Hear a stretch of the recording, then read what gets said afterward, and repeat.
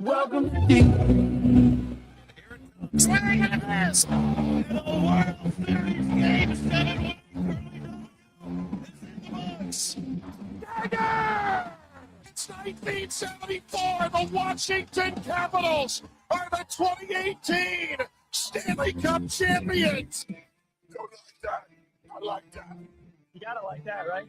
Despite all this, despite the churn, my approval ratings keep going up. We are ready to give our 500% support back to this franchise, back to this city, back to this team after Snyder leaves. And then this is the boo-boo you put on the field. For the very first time, the Washington Mystics are WNBA champions. The Washington Commanders select Jaden Daniels. I'm going to support fake teams that can't ruin my life. Did you call bank? I called bank. Thank you. Sorry to keep you waiting. Complicated business. Hello, one. Hello, all. This is DTC episode number 372. My name is Joe. FP is joining me tonight. The streak lives, FP. The streak lives. I have no idea where Matt the Met is. I don't know where Stevie is. I think LP is just sitting at home, but too lazy to walk over 10 feet to his office and fire up his microphone. Andy, I think, is on business travel still. Peter, I mean, I was going to say he came in and left just as quickly, but he never actually came in. I don't know what's going on. We got him all excited about this, these AI Game of Thrones remake things, which are actually kind of amazing. I don't know what happened to Peter. Razzie and I had a nice conversation today and yesterday. Actually, talked to him 2 days in a row. Hey, you're gonna join the podcast, Pud? Sensitive. Okay. So here we are, episode 372, and I think for the last 70 in a row, it's basically me and you, and sometimes we get Andy, and sometimes we get one other person. We got baseball around the corner. I have no desire to talk about that. We have the Olympics ending in a day or two, if I'm not mistaken. I would like to talk about that. We got some crazy NFL rumors, including it looks like the Vikings are looking to dump Justin Jefferson. Did you see this? It's just breaking in the last Justin hour. Jefferson. No, I saw Eagles are open to trade candidates for AJ Brown. Yeah, but it looks like expecting. The Vikings look like they're full on. Oops, we totally messed up not signing Darnold. We can't pay JJ $90 million. We're gonna have to let him go. That this is literally in the last hour. I've seen this on two different, not the most reputable source. Throw the bank. I knew it. I knew you were gonna say that. The bank. Can I finally get you to admit? I will. He's a one of one or one. I've always admitted he's a 1A. I've always admitted he's a 1A. No, you die on the hill. Oh, you don't. You just don't love Terry, and Terry's the best. No. I'm not going to take away from Terry, but if you have JJ plus Terry, you have a 1A and a 1B easily. Yeah, I knew you. See, I will rename RFK to Justin Jefferson Stadium to bring him here. I will do whatever needs to be done. He is still in his prime. He is the number one receiver in the league. Give him the bank. If you are the Vikings, it's crazy to say, but this actually makes sense. You have to. I think you actually have to do this because you can't. They missed their window with JJ. They need to get as many picks as they can and completely rebuild. I think so. I mean, unless they can get. I mean, what free agent quarterback can come in there right now? It's not going to be Kirk. So like there's he may be the only one. And what a crazy way to end his career if he ends up a Minnesota Viking. But that's the only quarterback I can think of that could come in and actually push that team into playoff relevancy. Actually, was it Derek Carr saying he would unretire if he went to a competitor? Yeah, but Derek Carr's not good enough. I'm sorry. I think KOC could fix a Derek Carr and you get a Sam Darnold like 14-win season. You're insane. I wouldn't. I would take more of a gamble on that than bringing in Aaron Rodgers. But the bigger problem to me, FP, is not can you get 12 to 14 wins as the Minnesota Vikings team. You still got to deal with the Lions. You still got to deal with the Packers, and the Bears are on the on the up and up. Like The this Bears is are not an probably the easy- strongest team in the North right now. exactly. So I mean, definitely not signing Darnold after a 14-win season is terrible. But the difference between a team like the Vikings and the Bengals can break the bank on their receivers or spend all the money they have left basically because they got the quarterback. The Vikings can't do that. Right? Like they can't spend $90 million on Justin Jefferson, hope that Addison is 100% healthy for next year, and then pray that JJ comes in and he's able to throw the ball and sling it. Like you can't do it. I mean, you just can't do it. So God, Jaden Daniels with Justin Jefferson would be the most beautiful thing. but if Jefferson ends up on the Patriots, that isn't insane. If he ends up on the Broncos, that's not insane. If he ends up in Chicago, that's not crazy. Like where does he go that doesn't He's not going interdivision, that's for sure. Well, I mean, if he's cut, then he can go anywhere he wants. No, I don't think he's going to want to play outside in the cold personally, but I mean, oof, my goodness, man, what team that is relevant already doesn't become an immediate contender with him on the roster? I can't think of a single one. You could even throw him into like a place like Baltimore or Pittsburgh, and that team becomes extremely relevant. Pittsburgh wouldn't do it because they spent so much. He could do Baltimore. He could do Tampa if Mike Evans is on the tail end and maybe he goes to free agency. They replace him with Justin Jefferson. Oof. Oh my God. Yeah. What a reload for them if that happens, but again, like we're a couple of weeks now removed from the Super Bowl. The Seahawks really, they should be able to run this back. Am I crazy in thinking that they got they're going to have to make some drastic sacrifices. I don't think they're going to be able to pay everyone, especially if they want to keep JSN. Like I think Walker's on the way out. I don't think they're going to be able to keep him. I think you could find another running back. But Charbonnet there's a couple pieces there. They're not going to be able to run back the same team. Also, who knows what happens with whoever buys the new team, which is crazy to win a Super Bowl and immediately be put up for sale. Yeah, that. I mean, that must have pushed their price up like an extra bill. Yeah, basically. But the Seahawks should be thinking about running it back. The defense is going to be largely intact. They'll need to replace a running back. They're going to. I mean, they have their wide receivers in place. They could probably pick up. I mean, if they signed a Mike Evans to play opposite Smith and Jigba, like that's pretty freaking good. And Darnold, I don't know if they're going to be I don't know if they're going to be able to spend because they're going to have to pay Darnold. So, well, Darnold's under contract, right? I mean, he's not getting paid right now. He's still got one more year. 2 year. Yeah, it's a 2 year deal. But to think that the Seahawks, when did McDonald take over? 2 years ago. Same time as DQ. Yeah, so he's in his second year. So that team sustained a loss at quarterback, head coach, wide receiver. Reloaded all those positions. Reloaded all the key personnel. Drafted great, and then won the Super Bowl. And beat some pretty good teams along the way. Good for them. So, I mean, beating the Rams was their Super Bowl victory because the Patriots, that was never going to be a competition. So. Well, yeah, and give them credit. They beat them twice. Like it's not actually they beat the Rams 3 times. No, I think they won all 3 head to head. So, I mean, they're deserving of their win. But now, like I said, we're removed from the Super Bowl proper. The Seahawks got to be the favorite going into the next season and early odds. Like, who would you put ahead of them? You can't put the Rams ahead of them. They beat them 3 times. If the Bills go out and get a number 1 wide receiver, if they go get, you're telling me if the Bills don't get Justin 372, 8 minutes in, I'm out on the Bills. I'm out on your boy Josh. Think about it. Just think about it. Never going to happen. He is Dan Marino. You bring in Justin Jefferson for Josh Allen. Won't make any their first season in their new stadium. You don't think it paints a perfect picture? It paints a perfect picture that they have a lot of talent sometimes, but they can't get over the hump. I mean, how many times? You don't think JJ puts them over the hump? No, I don't. I mean, I don't. JJ with Josh Allen puts them over the hump. What makes you say that?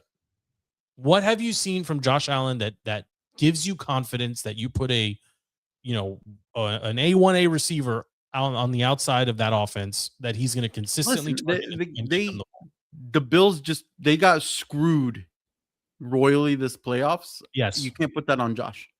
The Broncos game. The Broncos non-catch Yeah, you interception. can't put that on Yes. Josh. Like that's still a Yeah. very talented offense. Well, is it? I mean, we'll see what happens now that they Yeah. fired McDermott, but Yeah. yeah.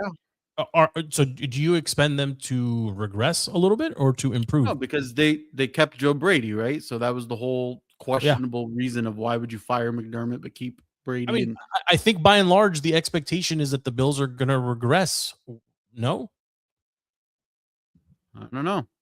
I like McDermott Every to time me you wasn't. every time you think they're supposed to, since Josh Allen's been in there, they still end up being a 12+ win team that dominates the figures it AFC. out and yeah, absolutely. But to me, in my mind, Harbaugh being removed or the change at the head coach in Baltimore equals that team improving. I think he had gotten a little bit stale in the play calling, a little bit long in the tooth. Same with Tomlin. I think the default is they will slightly improve. I don't think that's the case for the Bills. I think McDermott is a really, really That good was coach. probably the worst firing in offseason. And honestly, what kind of precedent does that set that if the refs make a terrible call, you get? I mean, I don't think he deserved to lose his job. No. So I don't know. I don't know how we got talking into the NFL stuff. I want to talk about the NBA. I want to talk about the disaster that was All-Star Weekend. How much of that did you watch? Zero. I knew it. Looking at pictures of the freaking stands, like, come on. I mean, who even what's his name? Michael Jordan's son. He was like, "Don't even watch this game." Well, forget about the game. Don't even watch the game. The Intuit Dome where the Clippers play is pretty cool. Like the fan wall is pretty cool. The video wall is pretty cool. The seats at the lights at every seat theoretically it's pretty cool because it mimics like the old school camera flashes and whatever. However, it was empty. Yeah. Why would anyone go? Not only was the building empty, NBC/Peacock, because of the and I think they made the right call, and I'll say this up front. They had competing priorities between the NBA All-Star Weekend and the Winter Olympics. I think they made the right choice by continuing to double down, triple down, quadruple down on the Olympics, which, Andy gave us both an acre of shit for watching the Olympics and being. This has been the best coverage of any Olympics I've ever seen. Tirico is amazing. Tirico is single-handedly saving the even the boring nights on Olympic recaps. He is so freaking good. I love Mike Tirico. He's amazing. An actual professional. And then bringing in Gold Zone was a stroke of genius. Love Gold Zone. That's all I watch now. The peak, even the ability on Peacock to grab show me only metal moments, like so smartly done by Peacock. It's like they took everything they learned from covering the EPL with Gold Rush, and applied it almost perfectly and flawlessly to the Olympics. It has been amazing. And if you haven't, it would be amazing if that could somehow translate into how FIFA will be covered, how the World Cup will be covered. It would be glorious. It's not going to happen. I don't think that will happen because it's extremely corrupt and doesn't, they're going to operate differently. But NBC had a big decision to make, and they decided we're going to move the NBA events to the middle of the afternoon. Now, I think if this was an East Coast situation, I think it would have been better, right? Broadcasting, like filling a building at 2, 3, 4 o'clock in the afternoon in DC even, or anywhere, New York, Brooklyn, not a big deal. Like it's kind of an early start to the evening. In LA, asking people to show up at noon or 1, bad look. And then on top of that, charging, upwards of $800 just to get into the building for nothing. For nothing. I mean, I was on vacation last weekend, so I did consume more than I thought. And honestly, when I turned on the TV, I was sitting poolside. I turned on the TV, or I had them flip the channel. I was like, oh, these are highlights from this is like the pre-programming ahead of the actual event that's coming in a couple of hours.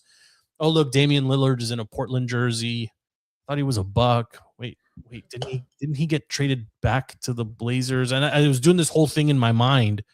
And then I realized, wait. This is live. Like this is happening right now. And then I made the mistake of reaching for my phone on vacation.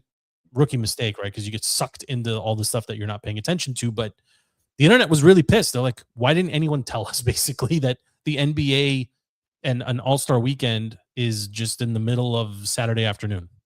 And like, maybe you see it or maybe you don't. I don't know. Like that like, I don't think it was announced or handled well, but it was the right decision. The good thing that came out of All-Star weekend being a complete just misfire is I feel like it was the jumping point for the NBA to say, okay, we need to fix the draft lottery.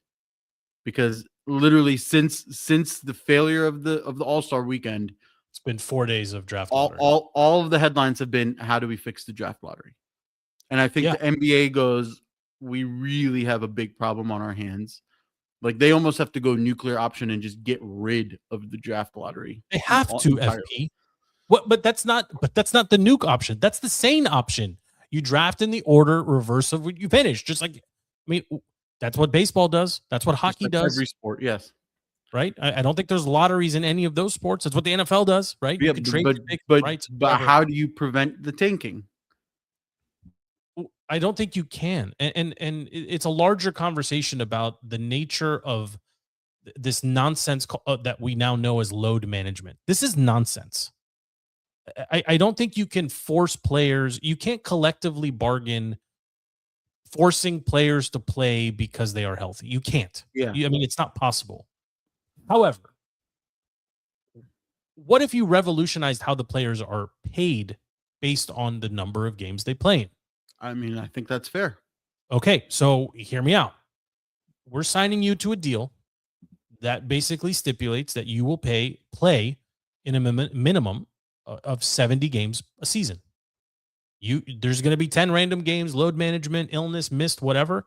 It's not that different than the NFL. I mean, the NFL has stipends and bonuses for points scored or games played or catches made or touchdowns. Am I wrong in any of this? Don't all players have these type of incentives built into their contracts? Mm-hmm. So why would the NBA continue to guarantee scrubs by every measure millions and millions of dollars on an 82 game basis when they don't play 82 games? I mean, that would fix this problem completely. Hey, LeBron, you're 41 years old. You're going to play 40 games. We're going to pay you for the 40 games you play. Right. That's it. So, but then you'll still have those previously well played all-stars. They're just going to take the cut. They're just going to make less money. Well, but that's up to them. That's up to them. Like if you, and this is where like I maybe I'm a little bit more bullish on this idea than others, FP. But if you go back 20 years, you know, how many times has Jordan been interviewed and documented saying like, if I can stand up, if I can dribble, I'm playing. Like these people came. Charles, Shaq, all of them say all of them have said the same thing. Kobe, Vince, T-Mac, Grant Hill, like that entire era, they played. AI played. Even into the early 2010s, like you don't see this load management nonsense until now. And it's very clear to me why you see that. It's because you have an aging all-star cast. The stars of your league are old. Well, I remember when Pop was getting murdered because he kind of started with load management. Yes, Duncan and all of those guys before it was really a widespread thing. But they were old. They were old. They were at the end of their career, and he was. That was proper load management. Yes, exactly. You don't do this with Alex Sarr, a 23-year-old. Like he needs reps, he needs game exposure, blah blah blah. But coming off a rookie contract where you're going to be paid, you know, the equivalent of guaranteed money because nobody knows what you are or what you're capable of. These Supermax and Ultra Supermax and all these deals, to me, this fixes the problem immediately. This fixes the tanking problem indirectly, but it fixes the load management problem completely. You will be paid based on a base number of games. Well, fixing load management will fix the NBA in general. It'll just make it a better product to tune into on any given weekday to watch. You can't have LeBron load managing when the number 2 seeded Spurs come to LA to play. Right. And then the very next night, he's not load managing when he's playing in a 20-point blowout against the Dallas Mavericks on the road. This is not correct. Like this is not load management. He's ducking competition. I am so out on LeBron. I agree with you. So out on It's, LeBron. it just He needs screams to go. stat padding. Yeah. But I mean, with the tanking thing, like there's been ideas for pick protection limits, which I absolutely agree. Like you should limit your protected picks through and through 100%. Then there's like the 2-year record rule where they were like, if you, what was it? It was your lottery odds are based on your 2-year cumulative record, right? Yeah. To 31 punt from your games. Yes. Yeah. And then there's the repeat offender bans. If you keep sucking over and over and over again and you're in the top 3, you're out, right? Like no more of this Kings or Pacers nonsense where you're just going to keep sucking over and over and over again, and then you keep entering the draft block. I'd go a layer deeper than that. You can't, like, you have to end the ability to trade picks more than 2 years out, because all that does is guarantee teams. Like, look at how many times has Kevin Durant been traded? Yeah. For future first and second round picks. Mm-hmm. Everywhere he has gone. Like, it will legitimately take 10 years for the league to recover from just Kevin Durant. Yeah. And all of the trades and sideways, and this is pick protected from 6 trades ago. He's played for half the freaking teams in the association. I don't even know how you can like track all of these moves. It's crazy. But there's no value to a second round pick in 2033. I think that's part of the problem as well. I think you have to limit the number of possible. Yeah, I mean, could you imagine if the NFL did something like that? Can you imagine if Justin Jefferson leaves because the Philadelphia Eagles or some superstar team was like, yeah, we'll give you our first round picks for 2030, 2031, and 2032. Yeah. Like there has to be a more, you can't trade more than X number of total picks, and you can't trade more than one of your next 3 first round. Like, you have to do this to protect the integrity of the league. As long as it goes into effect 2027, because the Wizards did everything right. You'd have to put it in effect at like 2035, but the Wizards did everything right, and if they screw us by changing the draft lottery right now, but like, to save the league, they're going to have to fix this, right? They need to go back to a minimum of 3 rounds of draft picks. This is actually another important thing that's totally lost right now. You're not introducing enough potential new players into the league on semi-guaranteed contracts. You have to have 3 rounds of picks. Right? I don't know if they have enough players to do 3 rounds of picks because of the NIL. Like, it just gets more and more of a complex web that you have to undo. But adding another paid roster spot to every team, not a 2-way, not a 10-day, but an actual full-time roster spot would help, right? Because you start developing, like, you know, like that's 32. You can take a flyer on your 3rd round rookie. Exactly. That's 32 extra players that are getting, you know, big boy reps in practice and potentially turning into, like, the league doesn't have any stars. We're still marketing Kevin Durant and LeBron James and Steph. These guys are done in 3 years. Nobody knows who Shai Gilgeous-Alexander is. Nobody nobody is following nobody cares about the NBA. These are all things that they have to do now so that the next generation may care a little bit about it. Or, like, I mean, look at what hockey did. Hockey went from extremely non-relevant to extremely competitive and more relevant in the span of about 7 to 8 years by making consistent, subtle changes to the product. Not like that. And that's what the NBA has to do as well. I am convinced Adam Silver will be remembered as the worst commissioner in professional sports. He has destroyed the NBA. Yes. Yeah. And I don't think it's close. People will say, what was it? Bud Selig, I think, was the former MLB commissioner. He was. That was not a great era for baseball, okay? But baseball has since recovered. Yeah. Somewhat, right? And it's a little bit more stringent. But the NBA right now is on a trajectory where the stars control the league. The stars are aging out. Yeah. And the teams are left carrying the bag with, like, the Suns will never be good again. Yeah. The Pistons can never be good again. The Brooklyn Nets can never be good again. These players, these teams, like the Rockets, will never be good again. The Clippers will never be good again. So any team that touched KD, literally any team that has traded for him has given up. I mean, the Suns also traded for, like, Bradley Beal. Like, they're toast. I mean, that team will never be good again. But The how thing do is, you? like on paper, that Suns team was stacked, and if load management and all of the nonsense wasn't there, and the players knew they had to just gut it out and play, could have been a great team. But Maybe. they didn't have But, to do that. They got to. well, it also doesn't help when Kevin Durant is running. I mean, I'm sure you saw the news about the burner account that was exposed minutes before the All-Star game, I love where it. his I love demeanor it. totally changed. I mean, listen, he's not a nice guy. This has been documented and it's been known. But he was sniping at his teammates basically at every stop he's been at, right? Including some Equal nonsense. I mean, opportunity hater for sure. yeah, but I mean, how much energy can you put into tweeting about Steph not taking film practice seriously, which there's no way that actually happened, or Yeah. the bums in Houston, like, why am I here? Like, like it's, I mean, it was gold to read some of the things he was saying, and a lot of the things he's saying wasn't necessarily wrong. no, But when you're an active player shitting on everybody that you're still playing with and against, yes, I think Yeah, the best single. Did you see his nickname for Russell Westbrook? It's the best. what was it? The cocaine bear, the triple double cocaine bear. He's like, you haven't lived until you've played and died next to the triple double cocaine bear, right? Like that is I mean, just wild. could you imagine if that level of like shit talking came out in the Jordan era, and you had a player just like trash talking a Kobe or a Jordan or whoever?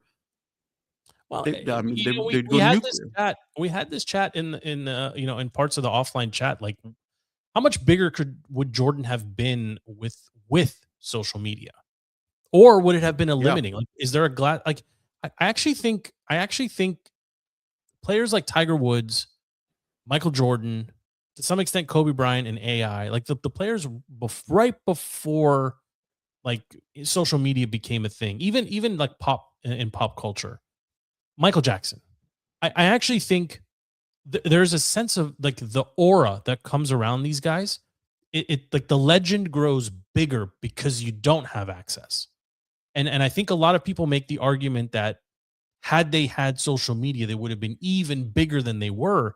I actually am now saying the opposite. I think it would have been the LeBron theory. Limited. You would have been sick of hearing of them. Yes. At every given LeBron. Yes, this is a perfect. LeBron will never have that legendary status. That you're tired of hearing of them. Yeah, it's too much exposure. It's too much of him Yeah. reading the first 2 pages of 100 books and claiming fake racism and Brushing his bald head. business.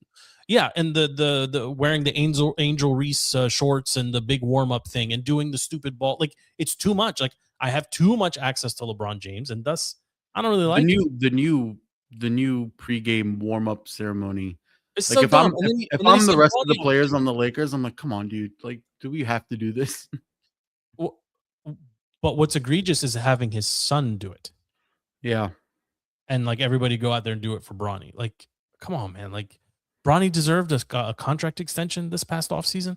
Bronny deserved a contract at all. Like, this is not right, man. Like, it's just not right. So, again, I'll bring it back to just like a player like Jordan, right? Like, the immense interest in Jordan was because you couldn't access him. Like, you'd see him walking in and out of the building, or laughing on a golf course 600 like yards away. Like, we didn't have access to his inner thoughts and his Well, drunk that's tweets. that's why The Last Dance is like one of the most watched documentaries ever. Access, yes, Ever. Finally, Because everyone was like, oh my God, behind the scenes to Jordan and to this team that we never got to see. Like, of course, you got like the access, the access that we're talking about is that raw footage access. It wasn't sports access. It wasn't NBC Nightly News. It wasn't ESPN. Yes. It wasn't, it wasn't predetermined coverage. It was raw. And yeah, I mean, but it was sports based also, right? It's not Michael Jordan, right? His infamous line, when he was asked to pick a side politically, was, Republicans buy sneakers too, right? Like, you don't know what happens when you put a thing like Twitter or social media in general in the hand of an athlete. They're going to be held to whatever stupid things they say or don't say, or comments that they like or don't like. Like, how much of our like sports consumption now is this player's getting traded, he's unfollowing the team, or he's following this person, or Right. it's it's stupid, but it shapes how we view these athletes in particular. I think Jordan wouldn't have reached the status he reached. Kobe wouldn't have reached the status he reached. I agree. Tiger would have never, like, Tiger, listen, you could say what you want about the other ones. We know definitively Tiger wasn't the best person off the golf course. Yeah. We know. So He wasn't on the island though. He wasn't on the island, but He didn't need the help. you put a Twitter account in his hand, and he starts, getting sloppy, and his burner accounts come forward. Like it will diminish. Like just Kevin Durant right now, is he not a diminished superstar in your mind because of all the? I mean, antics? he could have survived the traded around the league note, like asterisk to him, because of like how much he dominated like U.S. Olympic basketball and all of his accolades, and just kind of just knowing that he is still that sniper shooter, and he is really that good. If he had zero social media presence, all of the shenanigans get forgotten. And then in 10, 15, 20 years, when another podcast is talking about KD, all you're going to remember is what you saw on TV. But now, no way. Remember the good plays. And now you're going to loop it in with, well, he's a bum, right? He's a hater. Yeah, not just that. I mean, he was sniping at his teammates. He was sniping at his opponents. He was sniping at his coaches. He was sniping at everybody, right? Then, like, yeah, that's going to diminish his aura a lot, right? He's just a good basketball player. Especially because he could never win a championship without a superstar team. Never happened. Absolutely. So like and we'd be remiss not to talk about. I brought up Michael Jordan in the context of basketball, but I think we have to bring him up in the context of NASCAR and racing as well. He is a part owner of the race. I forget what the actual race. It's not Jordan Racing. It's some racing team. I forget which team he bought a piece of. Do you know off the top of your head? I can look it up real quick. No, but let's see what it is. Yeah, yeah. Anyway, he invested. He's part owner of XI Racing. Yeah, 2311 Racing. Yeah. So he's part owner of a NASCAR team, and that team won the Daytona 500. Yes, that is amazing. If the end of the statement is right there, incredible. Yeah. Now, I don't know if Michael has any influence on the racing or the driver's focus, or like I don't know how basketball, baseball, or his professional just championship experience translates. But it's no small feat for the team for them to win basically their first time out to win the Super Bowl of NASCAR, right? To win the Daytona 500. But that's not why we're bringing him up here. The clip from the winner's circle that went ultra super viral is of MJ squeezing the tush of a little boy, and just, I would say in general, I don't want to get censored, he's touching him inappropriately. I mean, that's what it looked like to me. Now, immediately people came and said they're trying to get the ice off the kid because he got splashed with the Gatorade bath. Did it look like that to you, FP? Because that's not what I saw. No, I don't believe in the ice theory, is I think what they're calling it. There's other ways to get the ice off of a kid. Or also, if you're somebody like Michael Jordan and you know every camera is pointed at you, you should know the optics. He's 60-something years old at this point. Is he? Do you think he's always aware?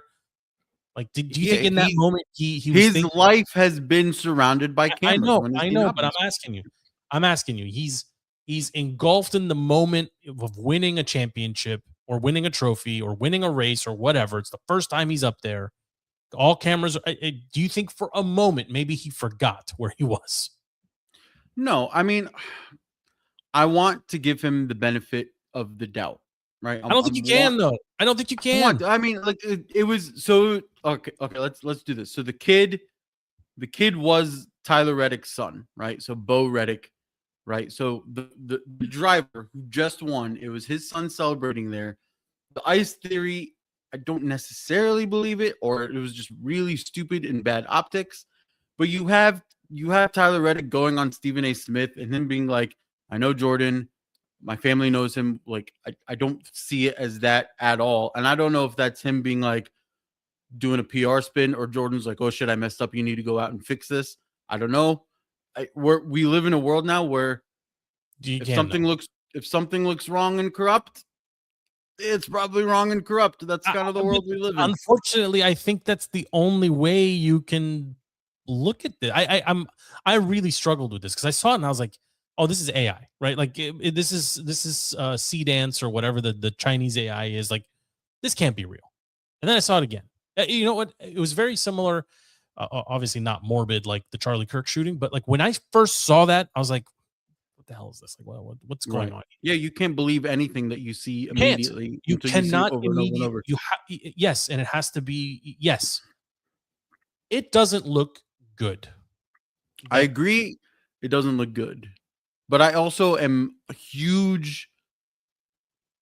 I'm very much against the canceling somebody off a 5-second social media clip without true context.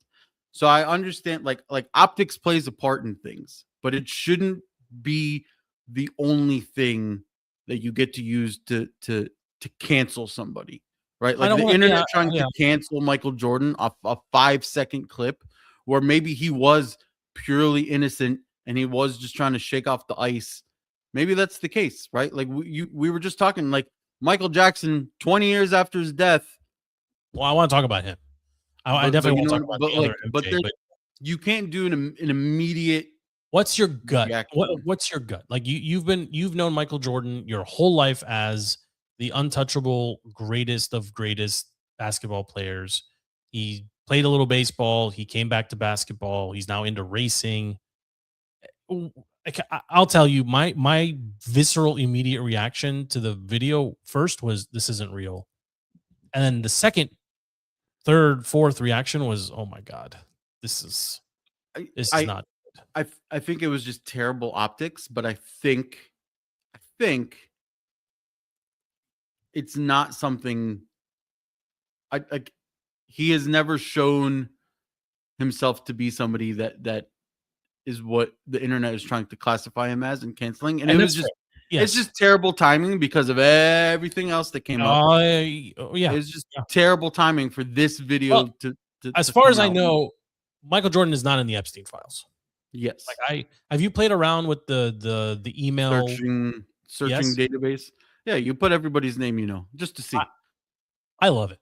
Like that is, if that is the new era of what's the name of the site? Do you know it? I think we should give them credit. It's like JE email or whatever it is. Something like that. Yeah. But like basically it's a program that allows any user to basically load the Epstein inbox and then search for whatever. It'll show it as like a shell of Gmail. Yes. And then you just get to act like it's an inbox. That's right. And you can search for whatever you want. So Jordan's not in there.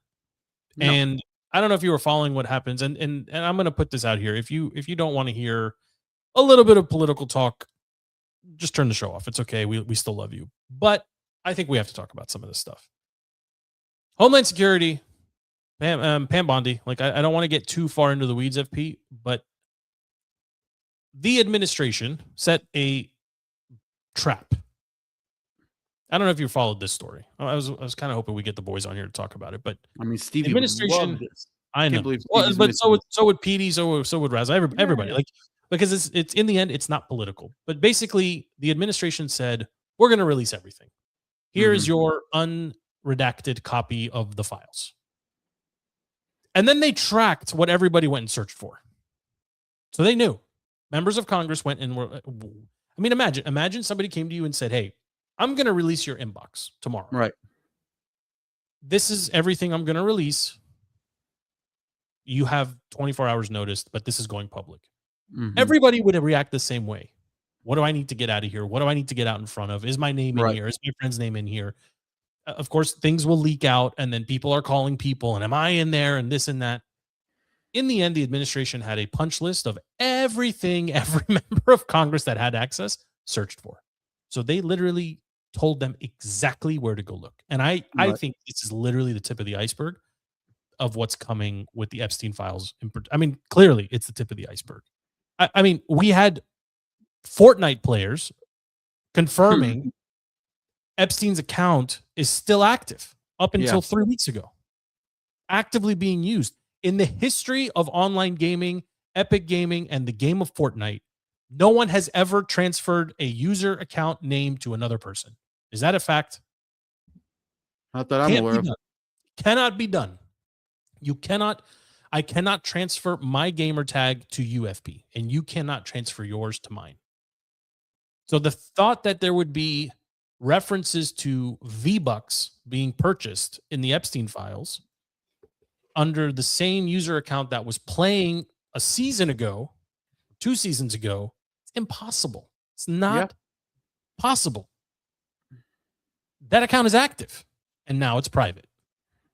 And Fortnite tried to cover up, or somebody tried to, oh, well, it was this, and now it's this, and we reuse names. No, you don't.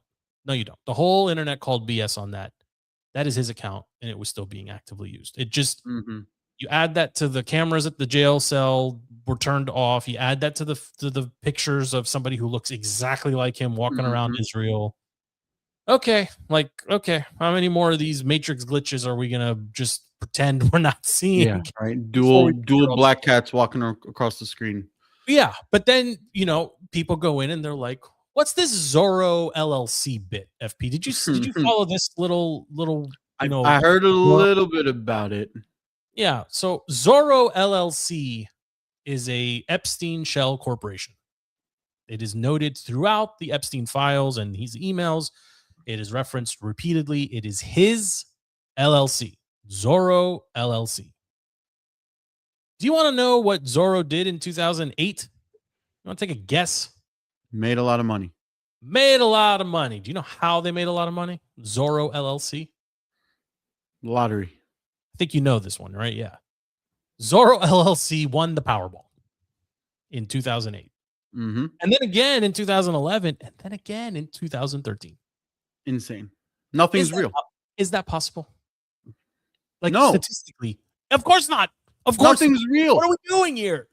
It's not possible. It's not possible. Oh, well, the unredacted show something different than the redacted. No, they don't. Oh, it's possible that LLCs win the lottery. Yeah, it's possible. The same one 3 times? No. Referenced in one person's inbox? No. So where did Epstein get money from? The Powerball, i.e. taxpayers, basically, in 50 different states. And this was how they funded him and kept him quiet. Like, this was his hush money. Powerball. And I'll take it a step further. Warren Buffett said something crazy on stage a couple years back about Bitcoin. I don't know if you've seen this clip, but it's going viral again now. He was asked about Bitcoin and why he doesn't invest in Bitcoin, this and that. And he said, I'm paraphrasing, but he said, when people find out who is behind Bitcoin, it will go to 0. And then he continued by saying, I know who's behind it, and I won't touch it. Yeah. I'm going to say somebody like Warren Buffett and you're saying that, you know what you're saying. Yeah. There are many signs in the Epstein files that point to Jeffrey Epstein being Bitcoin, the creator of Bitcoin, the alternate currency used all over the internet to funnel illegal activity, to fund illegal activities in its infancy that somehow grew up and became legitimate. The signs all point to Epstein at this point. Yeah. What do we do with that? The amount of millionaires that came off of Bitcoin, there's nothing like there's nothing real anymore. Like, I don't want why I didn't mean, derail the show, but I mean, this is what I've been struggling with this for 2 we're weeks. sitting here busting our asses, working, and saving money, and watching my 401k and looking at my stupid stocks, thinking I control anything. Nothing is real.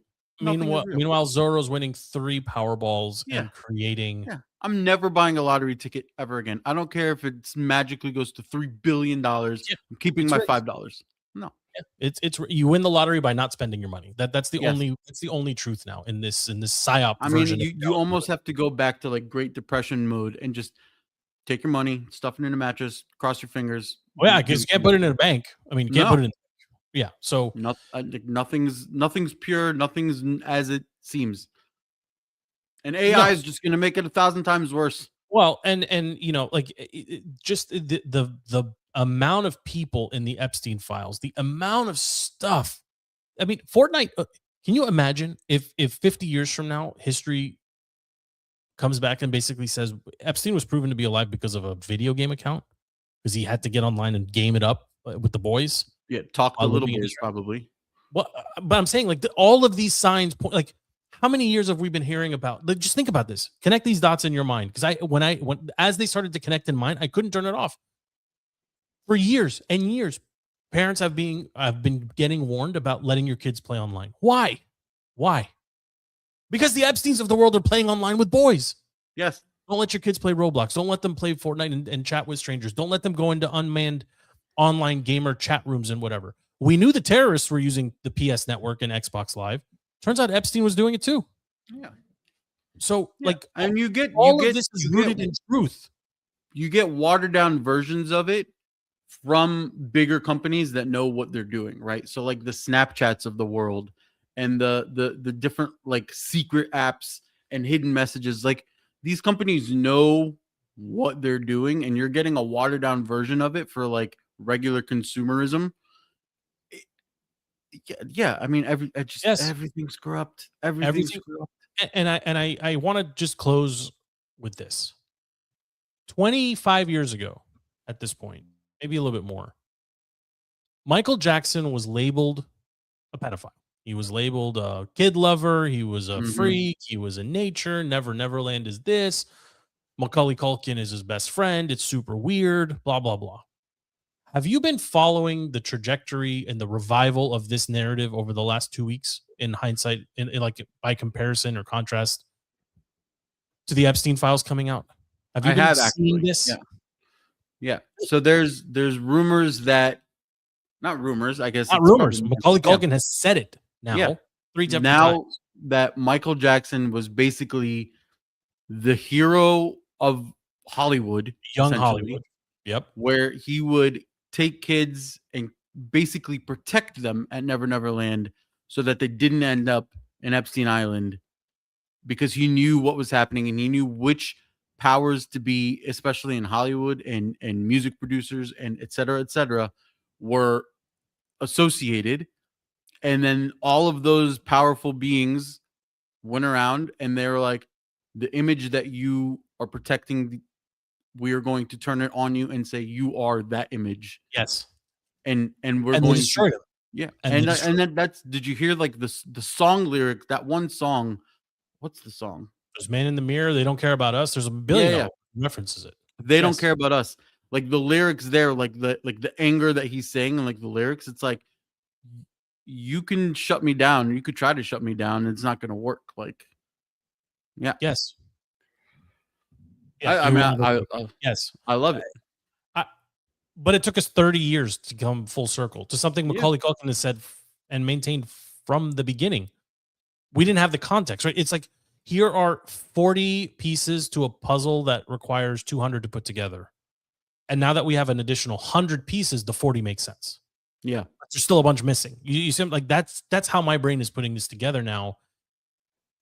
Okay, so Michael Jackson was the biggest pop star in the world, but we were told he was a recluse and he was a pedo and he can't be trusted with the kids and never because everybody on Epstein Island owned the media that smeared him. Well, and he wouldn't play. Like he wasn't on board with Epstein Island. He's not in the files. He wasn't going to the island. He wasn't keeping company with these people. And I've heard some people say, well, it was before him, right? It wasn't, right? He was before email, kind of, right? But there would be records. There would be pictures, because there's pictures with Epstein and Trump and Epstein and Clinton to the early 90s and even late 80s. So Michael was absolutely around at that point. Right. Like if he was on the island, we would have proof of him being on the island or something to point to somebody placing him there. But it's wild to think, FP, that 30 years later, we're starting to clear somebody's name and truly starting to understand the filthiness of like I don't know how to say this. Like everybody knows the media is corrupt and can paint any picture they want. But the picture that we had accepted to be fact 30 years ago turns out it's completely false. I mean, the crazy thing is going to be who else's name gets cleared X amount of years later because of all of this. Well, I'll tell you the residual damage with Michael, like people like Usher and Whoopi Goldberg never turned on Michael. Never. Chris Tucker never said a word about him. Like, right. He was like, never. These guys defended him through and through, and they have been for years. And in Chris Tucker's case, it cost him his career. Like he still doesn't work because he got blackballed because of it. Yeah, it was the start of the blackball, right? Then he got really famous, and then but he wouldn't turn. He wouldn't play ball. He wouldn't diddy up. He wouldn't turn on Michael, right? Like I think it will end up clear. I mean, Whoopi's an insane person, but even she has defended Michael through and through. Yeah. Oprah has defended Michael through and through. Like there is a lot here, right? I mean, I know, but in the end, what we're learning now is Michael was the anti-Epstein, and they killed him. Like they literally depressed him to a point where, I mean, he died. I mean, I don't know what else to say. Right? I mean, it makes me a little sad, right? Like we could have. I mean, it just speaks to the depth of the filth, or like that people don't fully understand. I mean, I'll bring this back into sports, right? The corruption is so out there in every facet of life. Anywhere you look, there's something online about corruption that's corroborated or more than just rumor. And you look at it into sports and you're like, okay, how many episodes do we have on this show where we're like, there's no way there isn't conspiracy happening in sports, right? From the NBA draft lottery and Cooper Flag being sent to Dallas to NFL and refs and play calls and everything, just across the board. Doesn't matter where you look, doesn't matter what sport, doesn't matter what political side of the fence you're on, doesn't matter anything, doesn't matter what country you're in. Yep. It's all puppet strings. Everything, every single thing is puppet strings, except this show. This show is not puppet strings. We don't do puppet strings. I've tried repeatedly. No, I can't. I've tried to entice. I've tried. We're gonna say goodbye to some people, I think, pretty soon, right? They can be guests maybe in the future, but we're gonna have to start booting people out of the. Listen, we got people wanting to pay to join the offline chat. We can't keep people in the chat that don't participate. People want to pay us to participate. Like, well, what are we doing here? What are we doing here? I'm tired of talking. This is. I didn't have us going this far into the. I love it. I love the unscripted, unhinged. Well, we gotta talk about it. We gotta talk about it. Like, why? Like, am I not allowed to talk about it? Are you not allowed to talk about it? Like, I want to talk about it. Like, turn off the show. Whatever. Yeah, that's exactly right. That's exactly right. I mean, I had a bunch of stuff on. I wanted to talk about, your girl Ronda Rousey coming out of retirement to fight Gina Carano. Saw that. Caracolo. I don't know that the promo images are from like 10 years ago. Neither one of them looks like that. So is that going to be a Netflix thing? Netflix? Yeah, that's a Netflix thing. All right. I wanted to actually get into the Olympics. They end officially in 24 hours. We're the last couple of days here of Olympics, but I guess let's talk about that first. Women's hockey just won gold. Women's hockey did win gold. Men's hockey is insane. I don't know if you've been following it, but we're slated to get USA versus Canada men's hockey, which is going to be. Why does it feel so much faster? Like Olympic hockey? It just feels like it's moving faster. I don't know how to explain. I mean, it is for sure. Also, where are the women coming from? Like the women don't have a professional league, do they? I think it's college. Okay. I mean, that product, women's hockey, is a better product than women's basketball. 1,000%. Like it's not even close. Because they're still hitting and they're still fighting and they're still like tough ass athletes. There's still speed and there's more skill. And there's skill. Yes. Yeah. So it's I have thoroughly enjoyed the double downhill slalom was awesome. Skeleton is amazing. Bobsled 2 and 4 man. I really get into bobsled. I don't know why. You know what I don't understand? Those doubles luge. Yeah. Hey, I mean, there's some how do you discover you're good at doubles luge? I don't think anyone's actually good at it. I think really fast, fat people or fast, like fit heavy people are good at a sport where you have to run fast and then sit very still. On someone else? Like, how do you how do you decide that is Listen, what you were if an you want to do a little Olympian level? PTC, I mean, you and I can double luge.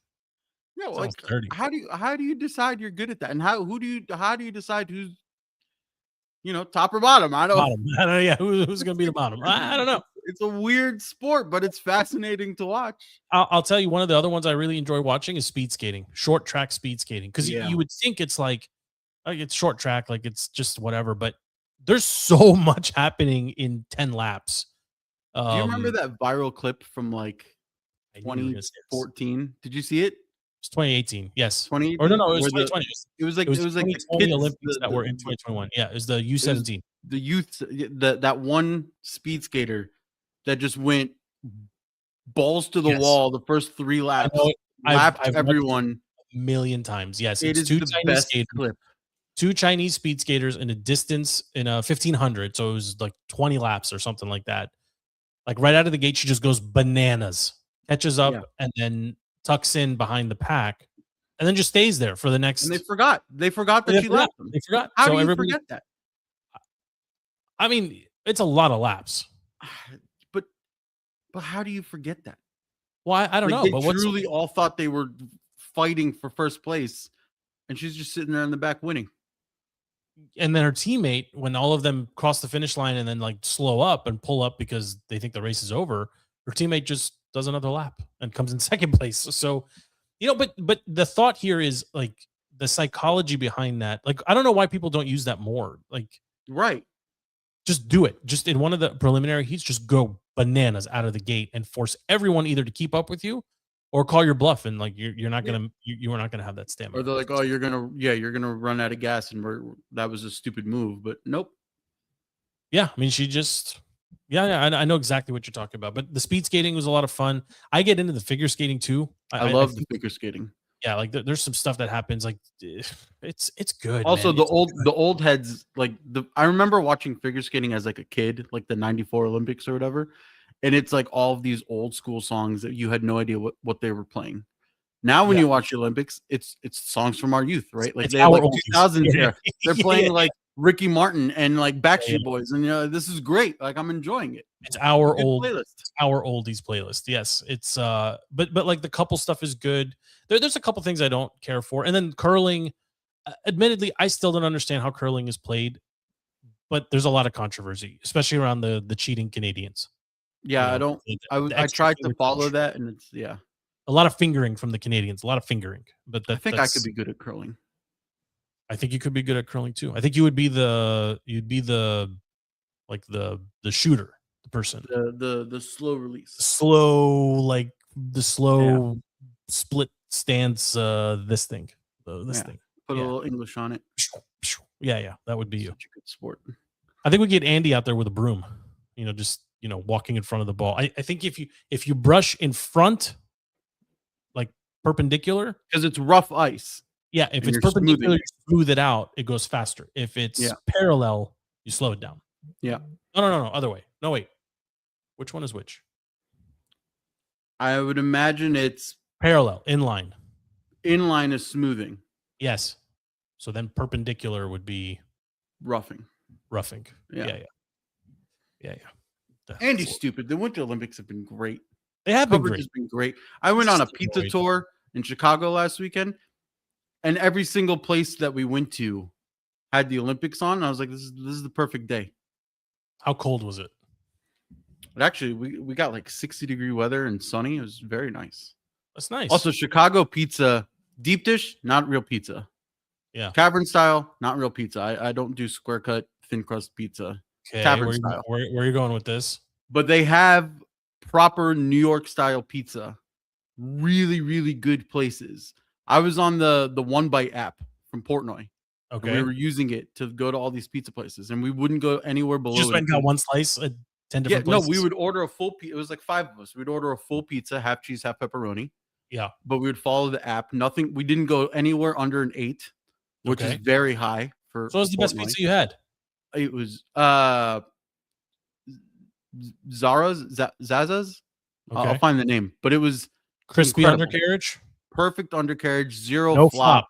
Team no flop. The perfect crisped up pepperoni cups with the pepperoni oil. Oh, the old world pepperonis, extra so oily. good, Yes. so good. We need to do like a DC pizza food tour or something. We need. I'm a big fan of Andy's locally. I know people I don't like. never it. had Andy's. I think it's an underrated pizza. You get just a slice of cheese or a slice of pepperoni. Tell them to run it twice through the crisper because they serve always it. say well done. Yeah, and it's by the slice. It's the crunch on an Andy's slice is very, very good. Also, low key for a chain, Matchbox pretty good. I do enjoy Matchbox pizza. I haven't been to Matchbox. The Matchbox is too loud though. Very loud. The clientele, not my favorite. Also, it's definitely changed from a client demographic perspective. But you can get in there and get a pepperoni pizza and 6 sliders with the crazy onion straws. You can get out of there for about $25, and you eat pretty good. I'm so hungry. I was asking the boys about Red Robin. When was the last time you went to a Red Robin? Ooh, it's got to be like two Lents ago. Yeah, so we only go during Lent.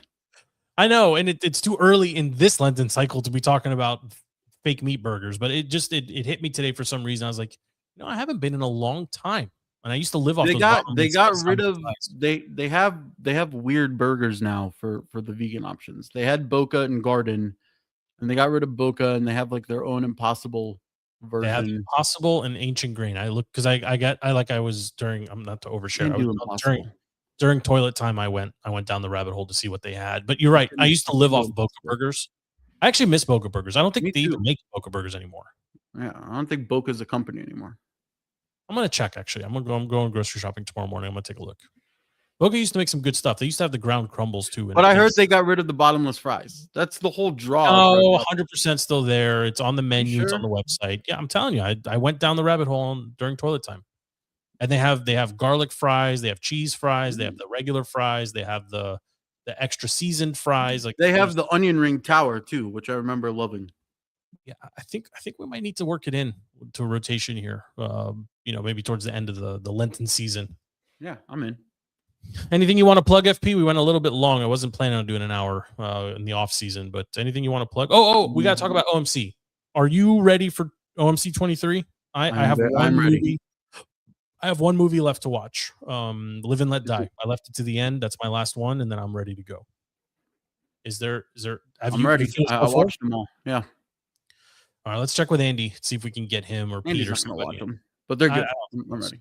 I'm also ready to do some non-James. It's a lot of James Bond. Like it turns out I really like James Bond in small doses. It's weird. I'll save it for the show, but like it makes you miss Daniel Craig and just the production quality. Preemptively, I'm missing him already. And I know we said this previously, and I'm going to say it again when we record OMC 23. Most recent James Bond, best James Bond. Most recent Batman, best Batman. Like Christian Bale Batman, way better. I mean, Keaton may be the original, but I am excited to do sequels only OMC. Yeah. I think that's going to be the next one, but let's see if we can hammer out OMC 23 maybe next week. I got one more to watch, and then we'll get in the studio here and knock it out. But sorry, anything to plug? Anything you want to bring to the folks? You need to watch the newest season of Drive to Survive to get ready for F1.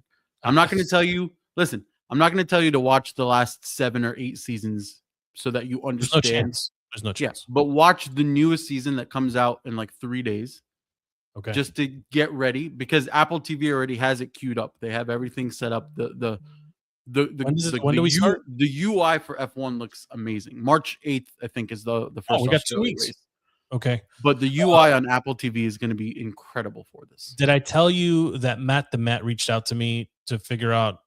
He was saying you really should watch the F1. Of course. So he was, of course, telling me we should really review the F1 movie. Just like Joe Razzie was telling us we should really watch the RIP for OMC. It was great that they're really following the show really closely. But Matt wanted to hear the F1 review, and completely out of nowhere, we were flying on vacation this past weekend to our vacation spot. My wife turns around her iPad. She's watching F1. Really? She's like, "Oh, that's interesting." She's like, "Yeah, I listened to." You didn't watch it with you? She did not watch it. She watched the Oh. the first maybe 10 or 15 minutes, and then she got caught up in something. She's like, Did you like it?